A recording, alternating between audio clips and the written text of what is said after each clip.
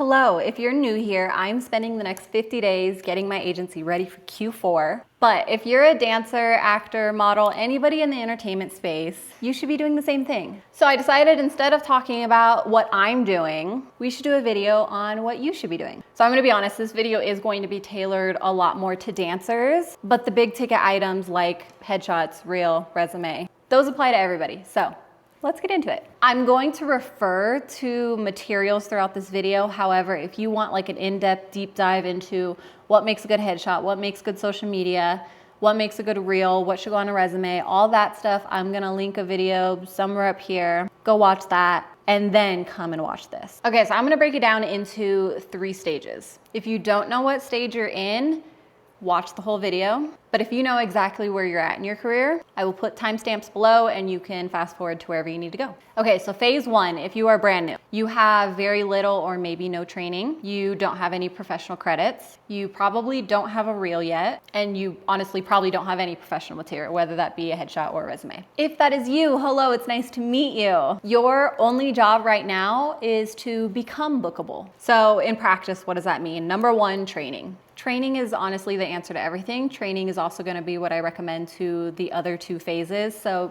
just start with training.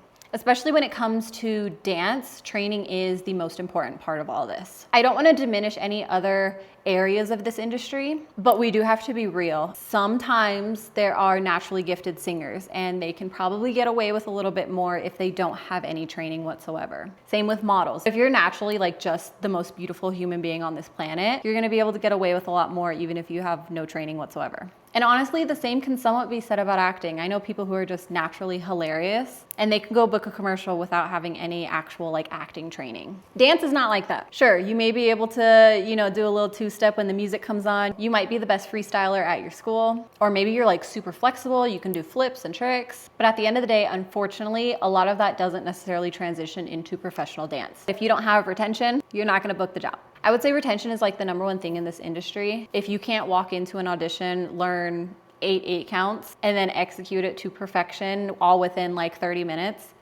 you're probably not gonna book the job. So building up that muscle memory is really, really important. The other thing that I might suggest, depending on the market that you're in, is joining casting platforms. Now, if you are brand new, you're gonna have to take some jobs that might feel beneath you. They are not beneath you. In this industry, we all pay our dues, and you're no different. So if you see maybe a small music video, maybe just your friend is doing a concept video, maybe there's a student film happening and you wanna be a part of that, sign yourself up. Any experience is great experience, and when you have 0 on your resume, you want to add stuff to it as quickly as you can. And then my last thing for you guys is just experience. Yes, that's vague, but I mean it in a vague sense. So experience can be when you're training, try and get into classes that film. That way you have experience performing to a camera. Obviously, experience also goes to retention. The more you're training, hopefully the better your retention becomes. If you can get onto sets here and there, obviously that's more experience. If you can diversify your experience as well, meaning taking a bunch of different styles of dance, or even non-dance things. Like I said in the past, special skills is a huge thing on resumes. If you are interested in hoop, aerial, roller skating, yoga, Pilates, learning a language, learning a dialect, learning an instrument, singing, modeling, acting,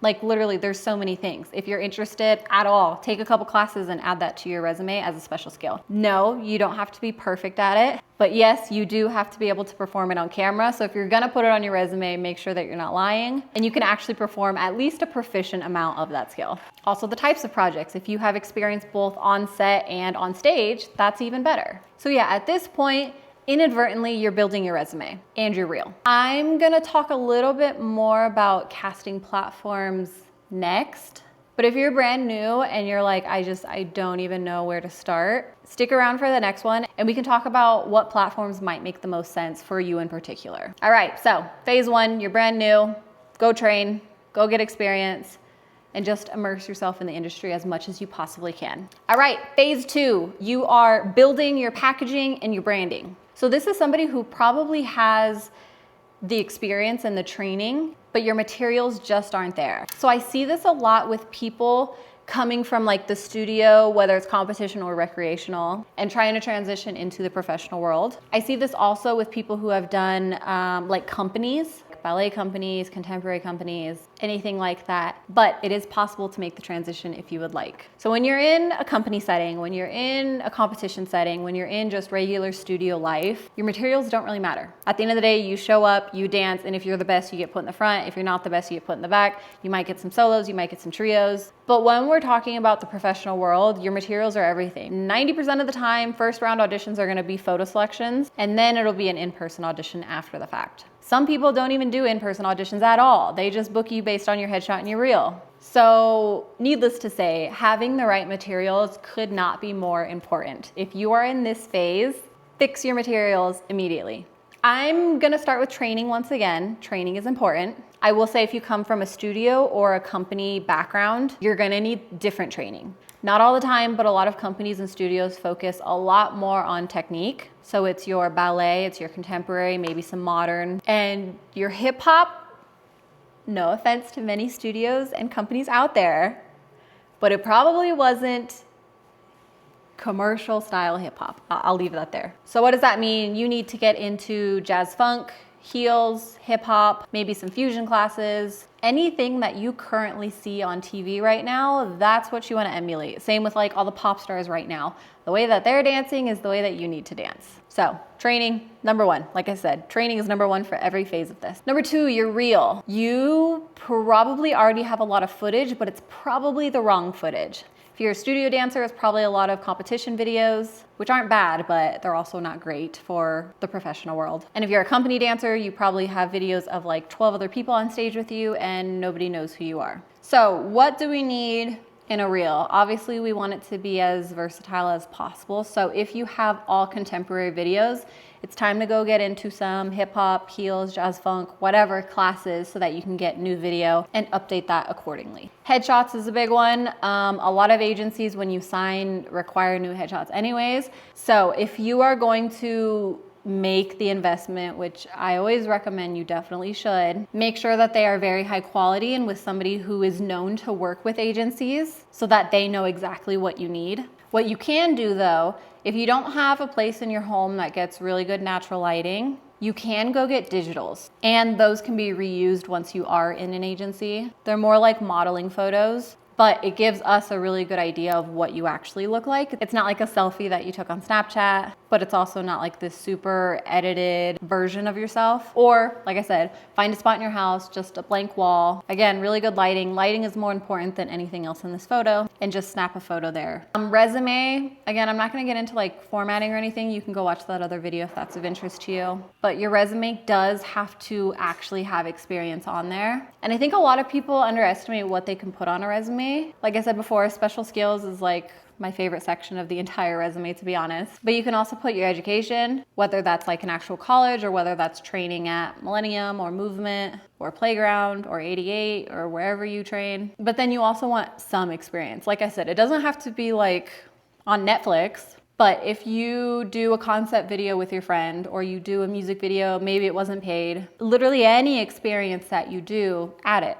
Oh, I got a question recently about like the Nutcracker, if you did a performance of your local theater or whoever's Nutcracker. The answer is yes, you can put that as a stage performance.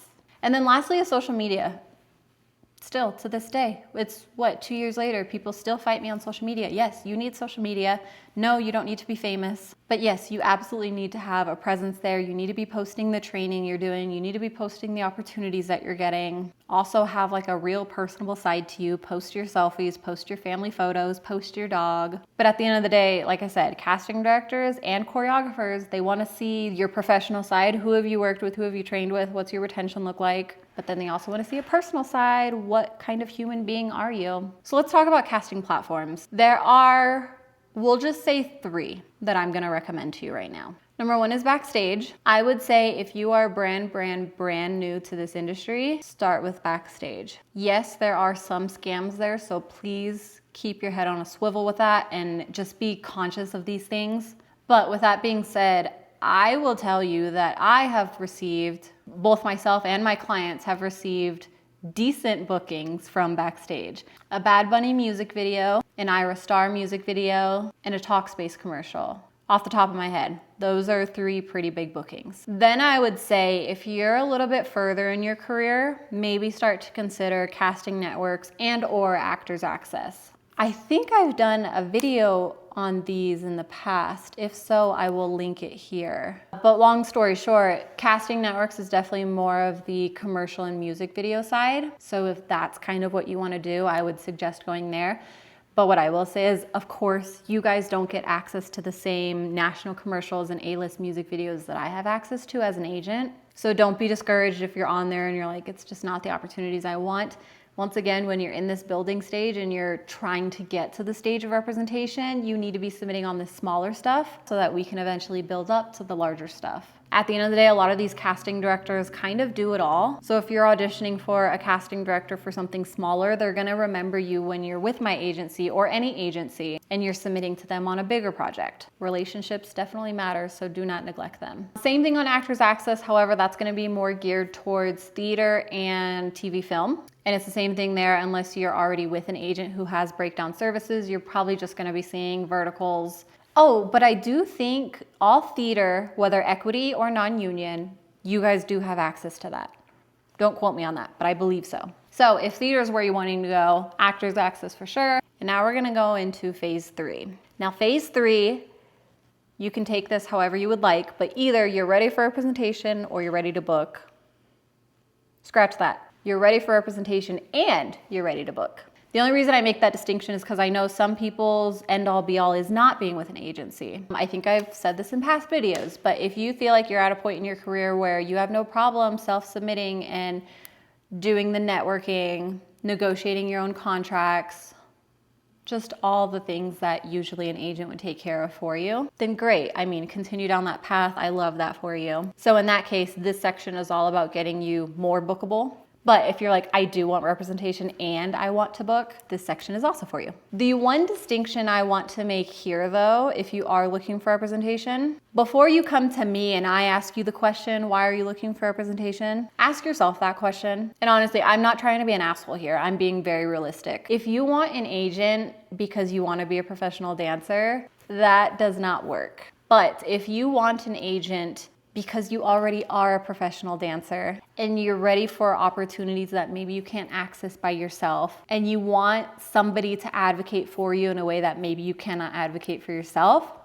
that is the reason you get an agent. The honest truth is, if you're not self-booking, you're probably not gonna book with me either. And I know that's really, really harsh to hear. It's harsh for me to say, but that is the reality of this industry. You have to be good enough on your own before you involve somebody else in your career. Now, I will say, just from my personal professional experience, there are 2 types of people that I see submitting to my agency. And very rarely do I find somebody that is the full package. Now, what do I mean by that? We have the people over here. They are phenomenal in person. Usually these are the people that I scout in person. Their retention is insane. Usually they're the people coming up and shaking my hand, introducing themselves, making sure that they're standing right in front of me during that audition so that I see them. They have a good connection with the choreographer. Even if they've never met the choreographer before, they show up and show out like nobody's business. However, then we have this group of people over here. Now this group, you look great on paper. You have the perfect headshot, you have an amazing social media, you probably have a stunning reel, and your resume is probably pretty impressive. Now, very rarely do I find people that are both of these things. And it's crazy to me. Usually the people that I scout in person, I end up meeting with them and they have 0 materials to show me. Or they have materials, but they're not great. They're not something that I'm gonna be able to submit to a casting director or a choreographer. But then the people here, so okay, here's the dilemma that we run into then, because these people would be so good in an audition room. They would book the job. However, their materials aren't strong enough to even get them into that audition room. And then these people over here have the opposite problem. These people look so good on paper and in a submission, and then I send them to the audition and they get cut first round because that star quality just is not there. So, how do we merge these 2 worlds together so that you can be literally the best candidate for any job? You guessed it, training. But no, there's more to this one. What I've noticed in this industry is it is a never-ending cycle. And once you start to neglect one part of that cycle, your career kind of stagnates. Training, booking, improving materials. If people are training a lot, they're probably not booking a lot. And if people are booking a lot, they're probably not training a lot. And at the end of the day, if you're not doing either of these things, how are you going to be able to update your materials? So it really just has to be a constant cycle of doing all three of these things. At the end of the day, it's always about growth. Know your worth in this industry. Don't take an unpaid gig just to take it. If there's going to be something of value to you, maybe it's like a student film that doesn't pay anything or doesn't pay the best, but you're gonna be the lead in it. Do you know how much footage that's gonna be for your reel? Do you know how awesome that's gonna look on your resume? Aren't you excited to go talk about it on social media? So even though it might not pay, that sounds like a pretty good deal to me, especially if you're new-ish to the industry. So yeah, just don't get a big head, I guess is what I'm saying. Train, book, improve your materials. You have to do it all. Okay, hopefully this is an okay video. Normally for like my teaching educational videos, I use a teleprompter so that I stay on task. And I did not do that this time. So hopefully it's coherent and it all goes well together and you guys enjoyed this video. This actually gave me an idea for another video, which I'm gonna film literally right now. I'm not gonna post these at the same time because editing takes your girl a minute, but as always, I love being a resource for you guys. So if you have any specific questions about materials, the industry, agencies, literally anything at all, please leave a comment. I'm always happy to help. Oh, like, comment, share, subscribe, please and thank you. Okay, now goodbye.